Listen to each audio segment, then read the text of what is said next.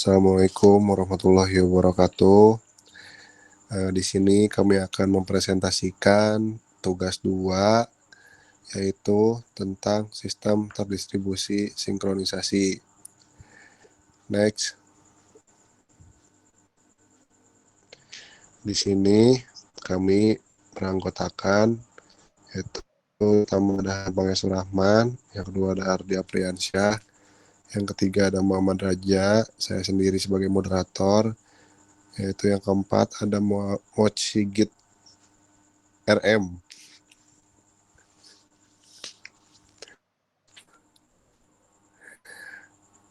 Baik, di sini yang pertama-tama saya akan menjelaskan pembahasan apa saja yang akan dibahas di dalam presentasi ini. Yang pertama itu ada sinkronisasi, di dalamnya itu ada definisi, contoh sinkronisasi, dan taksonomi sinkronisasi. Yang kedua itu ada sinkronisasi jam fisik, di dalamnya itu ada definisi, sifat sinkronisasi jam, dan koordinat universal time. Yang ketiga ada pelacakan waktu pada komputer, yang di dalamnya itu ada clock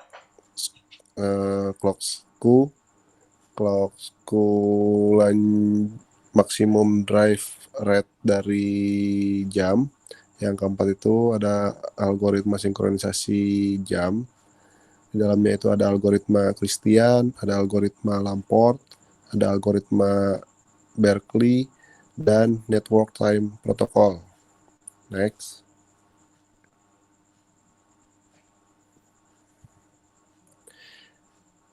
Yang pertama yaitu sinkronisasi.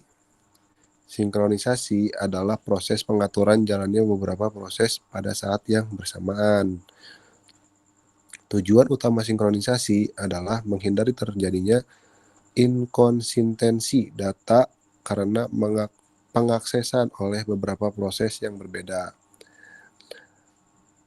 Bisa disebut mutual exclusion, serta untuk mengatur urutan jalannya proses-proses sehingga dapat berjalan dengan lancar dan terhindar dari deadlock dan starvation.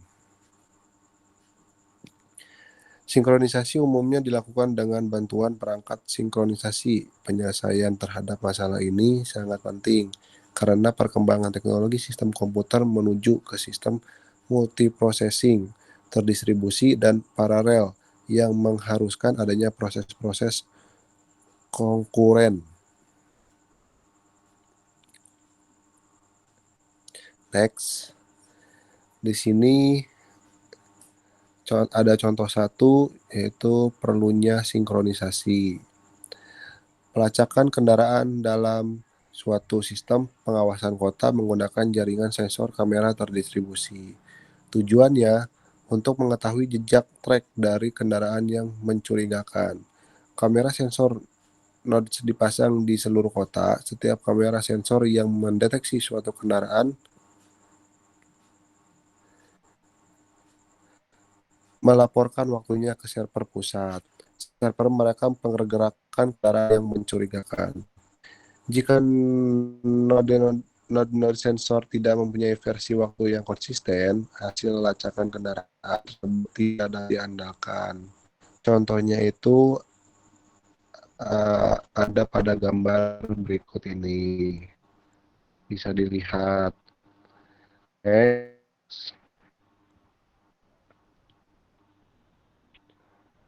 Contoh kedua, penulisan file dalam suatu sistem berkas terbesar, distribution file system. Contohnya pada gambar di layar, itu jika klien-klien yang terdistribusi dan mensinkronisasikan operasi sistemnya ke file terdistribusi, maka data dalam file dapat mengalami kerusakan. Next.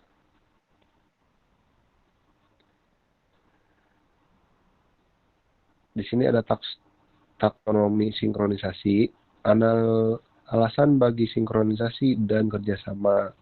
Entitas harus menyepakati pengurutan event. Entitas harus share sumber daya bersama. Contoh pelaksanaan dalam kamera sensor network, transaksi keuangan dalam sistem e-commerce terdistribusi, pembacaan dan penulisan dalam suatu sistem file terdistribusi, rekrutmen bagi entitas. Entitas harus mempunyai suatu pemahaman bersama mengenai waktu lintas komputer. Entitas berkoordinasi dan menyepakati kapan bagaimana mengakses sumber daya. Topik yang akan didiskusikan, sinkronisasi waktu, time series, pengecualian bersama, virtual exclusion. Selanjutnya akan dibacakan oleh Ardi Arpriansyah. Oke, selanjutnya di sini ada poin kedua yaitu sinkronisasi jam. Sinkronisasi jam ini adalah suatu masalah pada komputer sains mengenai perbedaan waktu pada beberapa komputer. Atau sistem. Nah, semua komputer memiliki rangkaian pencatat waktu atau clock.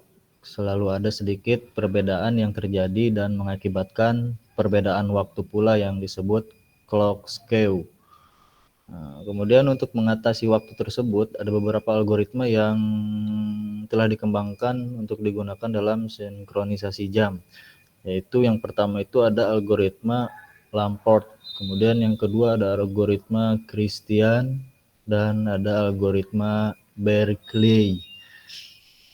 Algoritma untuk sinkronisasi dalam sistem terdistribusi memiliki beberapa sifat, yaitu yang pertama sifatnya itu informasi yang relevan terbesar di beberapa komputer.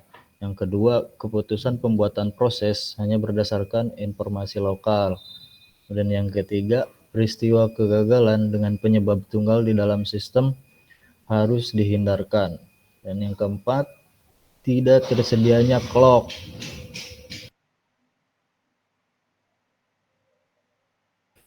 Tidak tersedianya clock atau sumber waktu global yang akurat.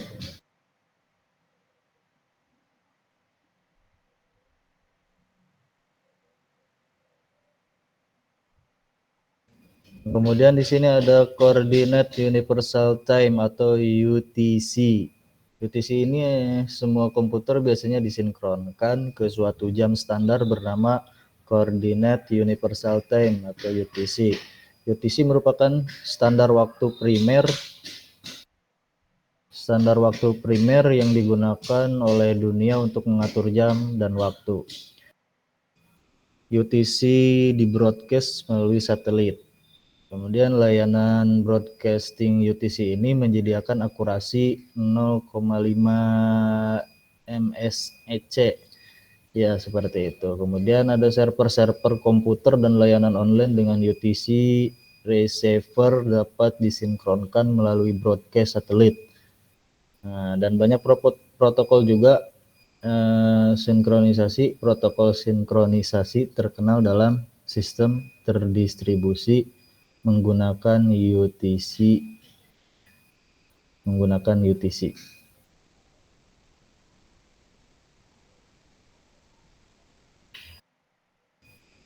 Ya, dikembalikan kepada moderator. Oke, baik. Terima kasih Ardi Arpriansyah telah membacakan presentasi. Selanjutnya akan dibacakan oleh Saudara Hanung. Saudara Hanung, persilakan. Oke, terima kasih. Sekarang untuk pemaparan selanjutnya yaitu poin ketiga, yang mana ketiga tersebut itu mengenai pelacakan waktu pada komputer. Bagaimana sih suatu komputer memelihara catatan waktunya? Jadi setiap komputer mempunyai hardware timer. Timer tersebut menyebabkan suatu interrupt H kali dalam sedetik. Interrupt handler menambahkan 1 ke jam softwarenya atau C. Lalu persoalan dengan jam pada suatu komputer itu dalam prakteknya hardware timer tidak tepat atau tidak teliti atau tidak akurat ya, kurang akurat. Ia tidak benar-benar berinterupsi dengan H kali sedetik dikarenakan ketidaksempurnaan material hardware dan variasi temperatur. Jadi sangat berpengaruh pada temperatur. Komputer menghitung waktu lebih lambat atau lebih cepat daripada waktu aktual. Sehingga muncul clock skew. Apa sih clock skew itu? Kemiringan antara jam komputer dan waktu sebenarnya. Contohnya yaitu tadi UTC. Oke, next. Nah, ya ini lalu ini di sini ada contoh dari waktu UTC. Di sini UTC sebagai T. Misal pada jam komputer itu mempunyai waktu C di dalam kurung T ya. 3 jenis jam yang mungkin ada itu yang pertama adalah jam sempurna, di mana jam sempurna tersebut timer berdetak H interupsi sedetik sama dengan 1. Itu jamnya pas, bisa lihat pada gambar. Lalu ada jam cepat. Jam cepat itu timer berdetak lebih dari H ya kali sedetik atau lebih besar daripada 1. Lalu ada jam lambat. Jam lambat ini timernya berdetak kurang dari H interupsi per detik atau kurang dari 1. Itu untuk tipe-tipe jam pada UTC. Oke, next.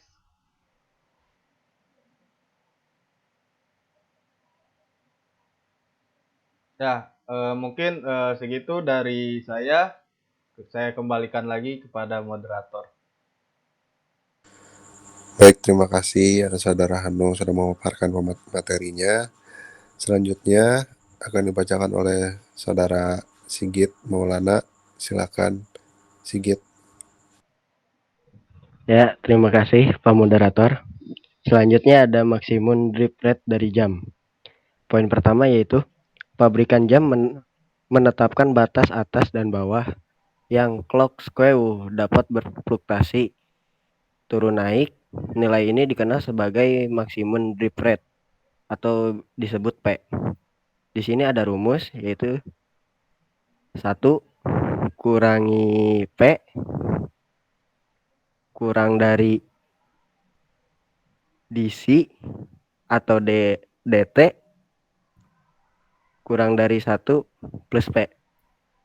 Lalu selanjutnya ada poin selanjutnya yaitu seberapa jauh 2 jam dapat berpisah jarak. Jika 2 jam menyimpang dari UTC dalam arah berlawanan pada waktu AT, setelah keduanya disinkronkan jaraknya sebanyak 2 PAT per detik. Selanjutnya menjamin simpanan maksimum antar komputer dalam suatu sistem terdistribusi. Jika maksimum drip yang diperbolehkan dalam suatu sistem adalah detik, maka jam dari setiap komputer harus disinkron ulang setidaknya setiap 2P detik. Next. Lalu selanjutnya ada algoritma Christian.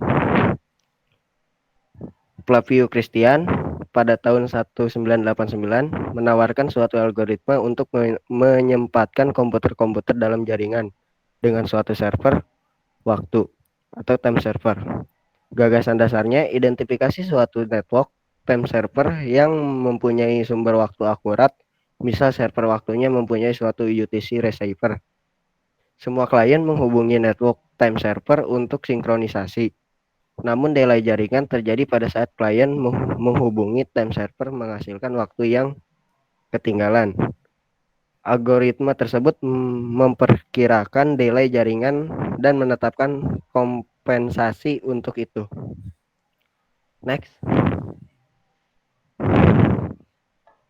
Lalu selanjutnya ada algoritma Lamport. Menurut Lamport, sinkronisasi clock tidak harus dilakukan dengan nilai mutlak clocknya, karena yang diperlukan dalam sinkronisasi proses-proses adalah urutan proses tersebut.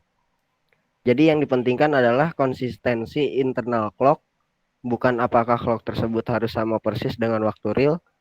Clock jenis ini biasanya disebut clock logika.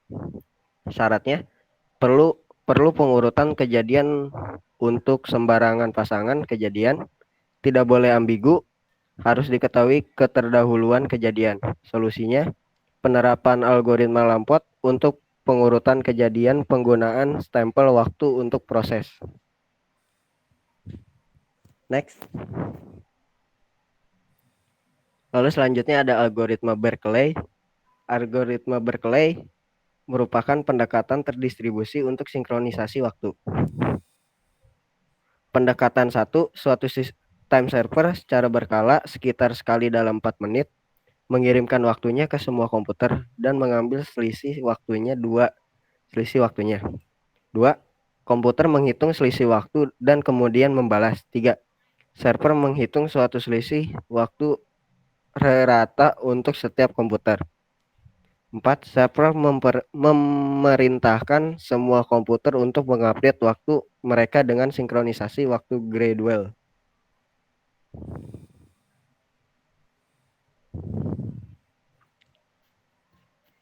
Next.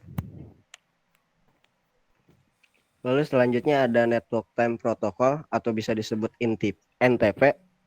NTP mendefinisikan suatu arsitektur untuk layanan waktu dan protokol untuk mendistribusikan informasi waktu di internet.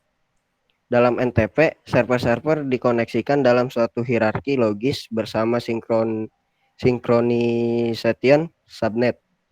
Level-level dari synchronization subnet disebut sebagai strata.